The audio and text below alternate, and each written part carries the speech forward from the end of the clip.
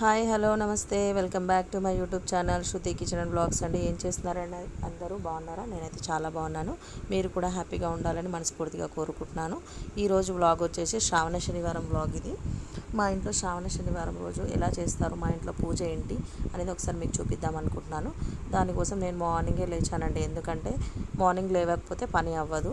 In case మా బాబు యాక్చువల్గా ఈరోజు మా పెద్ద బాబుకి హాలిడే సాటర్డే కాబట్టి నర్సరీ మా బాబు తన స్కూల్ ఉందనుకో స్కూల్ హడావిడి ఉంటుంది. సో ఈరోజు ఎలాగో మా బాబు స్కూల్ లేదు, మా హస్బెండ్కి కూడా ఆఫీస్ లేదు.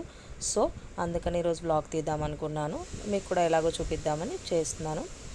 ఏంటంటే ఇక్కడ వంట ప్రిపరేషన్స్ అండి అన్నీ ఆల్రెడీ రైస్ కడిగి పెట్టేసుకున్నాను. తర్వాత ఇక్కడ వచ్చేసి నేను భక్షాలకు ప్రిపేర్ చేస్తున్నాను. భక్షాలకు పప్పు వేసాక కొంచెం బెల్లం యాడ్ చేశాను. బెల్లం యాడ్ చేసి అండ్ ఇంకో పక్క వచ్చేసి ఫ్రై పప్పు. అండ్ మా పిల్లలు లేచారు.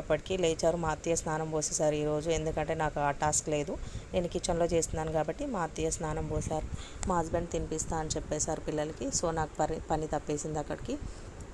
అండ్ ఇక్కడ వచ్చేసి మా పిల్లల కోసం ఇడ్లీ పెట్టేశానండి. నిన్న నైటే నానబెట్టేసుకున్నాను. ఎందుకంటే నేను మా అత్తయ్య మా హస్బెండ్ అయితే ఫాస్టింగే ఉంటాము. ఎందుకంటే పూజ ఎవరికి ఏం తినము, దానికోసం పిల్లలు ఉండలేరు కదండి, అందుకు ఇడ్లీ పెట్టేశాను. తర్వాత ఇక్కడ వచ్చేసి భక్షాలు చేస్తున్నానండి. భక్షాలు ప్రిపేర్ చేసి పెట్టుకున్నాను. ముందే పిండి నానబెట్టేసుకొని ఇలా రోల్ చేసుకోవాలండి. మనం వీడియోలో చూపిస్తున్న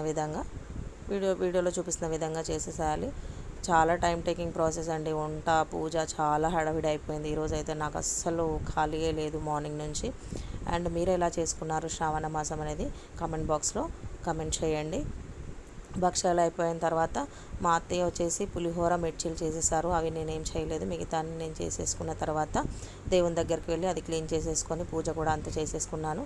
ఇక్కడ వచ్చేసి పప్పు మిర్చీలు అండ్ పులిహోర అండ్ ఫ్రై అండి, బెండకాయ ఫ్రై కొంచెమే చేశాను, ఓన్లీ దేవుని వారికి మాత్రమే చేశాను. అండ్ నేను వచ్చేసి మొత్తం కంప్లీట్ చేసేసుకున్నాను. పూజ కూడా అయిపోయింది. ఫైనల్గా మా హస్బెండ్ వచ్చేసి కొబ్బరికాయ కొట్టేసి హారతి ఇచ్చేశారు.